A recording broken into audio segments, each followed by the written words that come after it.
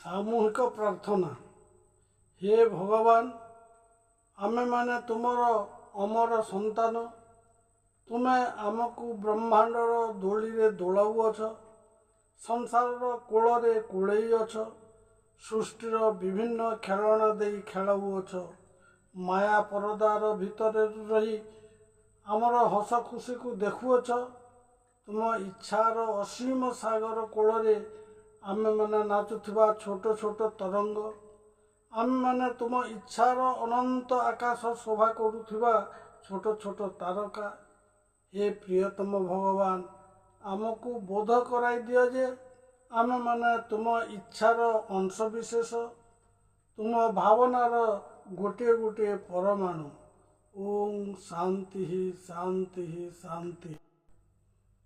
ଆଗରୁ କୁହାଯାଇଛି ଯେ ଭଗବାନ ନିଜ ଇଚ୍ଛା ଶକ୍ତି ବଳରେ ଆମକୁ ଏବଂ ବିଶ୍ୱ ବ୍ରହ୍ମାଣ୍ଡକୁ ସୃଷ୍ଟି କରିଛନ୍ତି। ସେହି ମହାଜାଗତିକ ଇଚ୍ଛା ଶକ୍ତି ଆମ ପାଖରେ ଏବଂ ଅନ୍ୟ ସର୍ବତ୍ର ସମାନ ଭାବରେ ଆରମ୍ଭରୁ ଅନନ୍ତ କାଳ ଯାଏ ରହିଅଛି। ବିଜ୍ଞାନ କହେ ପାଣି, ପବନ, ଖାଦ୍ୟ ଓ ସୂର୍ଯ୍ୟ କିରଣ ଦ୍ୱାରା ଆମେ ଜୀବିତ ରହିଥାଉ। ଯୋଗୀମାନେ କୁହନ୍ତି ଭଗବାନଙ୍କର ଇଚ୍ଛା ଶକ୍ତି ଦ୍ୱାରା ଆମେ ଜୀବିତ। କହିବାର ତାତ୍ପର୍ଯ୍ୟ ହେଉଛି ଯେ ଆମେ ଯାହା ସବୁ ଭୌତିକ ଜଗତରେ ଖାଦ୍ୟ ଗ୍ରହଣ କରୁ, ତାହାର ଅଳ୍ପ ପରିମାଣ ଜୀବନ ଶକ୍ତି ବା ପ୍ରାଣ ଶକ୍ତିରେ ସହାୟକ ହୋଇଥାଏ, ଯାହା ଆମ ଭିତରେ ଥିବା ଭଗବାନଙ୍କର ଇଚ୍ଛା ଶକ୍ତି ବା ପ୍ରାଣ ଶକ୍ତି ଦ୍ୱାରା ହଜମ ହୋଇ ଶରୀରର ବିଭିନ୍ନ ଅଙ୍ଗକୁ ଶକ୍ତି ଯୋଗାଇଥାଏ। ଆମ ଶରୀର ଭିତରେ ପଞ୍ଚପ୍ରାଣର ପ୍ରବାହ ଚାଲିଛି। ପ୍ରାଣବାୟୁ ରକ୍ତକୁ ଶୁଦ୍ଧ କରେ, ତରଳ ରଖେ। ଜ୍ଞାନବାୟୁର ପ୍ରବାହ ରକ୍ତ ସଞ୍ଚାଳନ କରେ। ସମାନ ବାୟୁର ପ୍ରବାହ ଖାଦ୍ୟକୁ ହଜମ କରେ। ସମାନ ବାୟୁ ପାଚନ କ୍ରିୟାରେ ସହାୟକ ହୋଇଥାଏ ଏବଂ ଅପାନ ବାୟୁ ପ୍ରବାହ ରେଚନ କ୍ରିୟାରେ ସାହାଯ୍ୟ କରିଥାଏ। ପ୍ରାଣ ଶକ୍ତିରୁ ଶରୀର ଗ୍ରହଣ କରିଥିବା ବାକି ଯାହା ରହିଯାଏ, ଅବଶେଷରେ ଅପାନ ବାୟୁ ଦ୍ୱାରା ମଳମୂତ୍ର ଆକାରରେ ବାହାରି ଯାଇଥାଏ। ଜୀବନ କେବଳ ପାଣି, ପବନ, ଖାଦ୍ୟ ଓ ସୂର୍ଯ୍ୟ କିରଣ ଉପରେ ନିର୍ଭର କରେ ନାହିଁ। ଯଦି ତାହା ହୋଇଥାନ୍ତା, ମୃତ ବ୍ୟକ୍ତିକୁ ଏସବୁ ଯୋଗାଇ ଦେଲେ ସେ ପୁନର୍ବାର ଜୀବିତ ହୋଇପାରନ୍ତା, ଜୀବନ ଫେରି ପାଆନ୍ତା, କିନ୍ତୁ ସେପରି ହୁଏ ନାହିଁ। ଯଦି ଶରୀର ଭିତରେ ଜୀବନର ଶକ୍ତି ହ୍ରାସ ପାଏ, ତେବେ ପାଣି, ପବନ, ଖାଦ୍ୟ ଇତ୍ୟାଦିର ମୂଲ୍ୟ କିଛି ରହେ ନାହିଁ।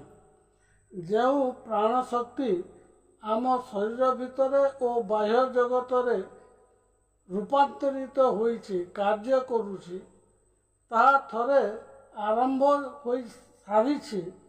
ଶରୀରର ଭିତରେ ଓ ବାହାରେ ଉଭୟ ଦିଗରେ ପରିପୂର୍ଣ୍ଣ ରହିଛି, ଯାହା ଥରେ ଆରମ୍ଭ ହୋଇ ଅନନ୍ତ କାଳ ଯାଏ ଚାଲି ଆସୁଅଛି।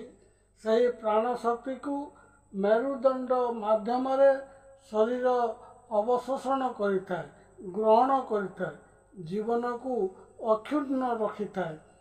ମେରୁଦଣ୍ଡ ମାଧ୍ୟମରେ ପ୍ରାପ୍ତ ଶକ୍ତି ଦ୍ୱାରା କର୍ମେନ୍ଦ୍ରିୟ ଓ ପ୍ରାଣ ଶକ୍ତି ବା ଅମ୍ଳଜାନ ଦ୍ୱାରା ଜ୍ଞାନେନ୍ଦ୍ରିୟ ପରିଚାଳିତ ହୋଇଥାଏ। ବର୍ତ୍ତମାନ ପର୍ଯ୍ୟନ୍ତ ଯାହା ଆଲୋଚନା କରାଯାଇଛି, ଏହାର ସାରାଂଶ ହେଉଛି ଆମ ଜୀବନ ପାଇଁ ପ୍ରଚୁର ପରିମାଣର ପ୍ରାଣ ଶକ୍ତି ବା ଅମ୍ଳଜାନର ଆବଶ୍ୟକତା ରହିଛି। ଅଧିକ ଅମ୍ଳଜାନ କିପରି ପାଇପାରିବା, ତାହା ଅନ୍ୟତ୍ର ଆଲୋଚନା କରାଯିବ। ଯେଉଁ ଶକ୍ତି ଜୀବନ ତିଆରି କରୁଛି, ନୂତନ କୋଷ ଗଠନ କରୁଛି, କଠିନ ଓ ତରଳ ଖାଦ୍ୟକୁ ରୂପାନ୍ତରିତ କରୁଛି, ଖାଦ୍ୟ ସାରକୁ ଅମ୍ଳଜାନରେ ପରିଣତ କରି ଶରୀରର ଉପଯୋଗୀ କରାଉଅଛି, ତାହା ହିଁ ଜୀବନର ପ୍ରକୃତ ସ୍ରୋତ ଅଟେ।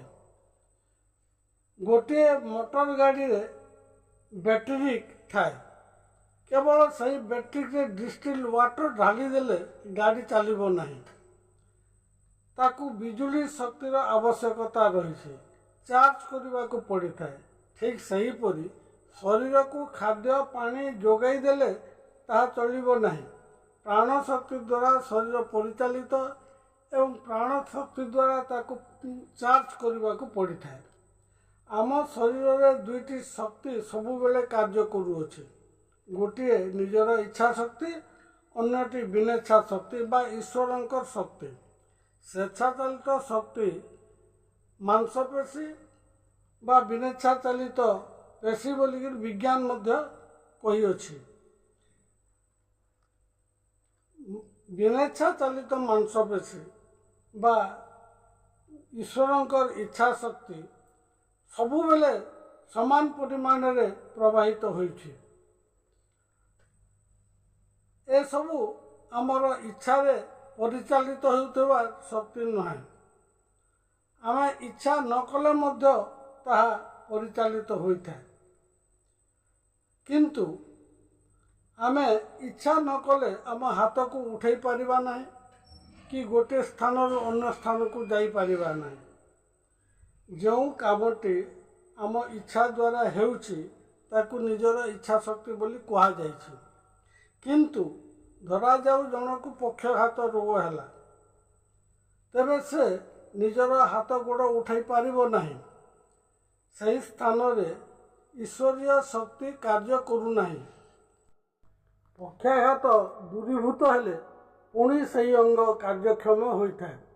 एथिरु प्रमाणित होउछि जे आम शरीर दुईटी शक्तिर सहयोग रे परिचालित होउछि। अन्य वीडियो गुड़िकरे यही शक्ति प्रवाहर विस्तृत वर्णना रही।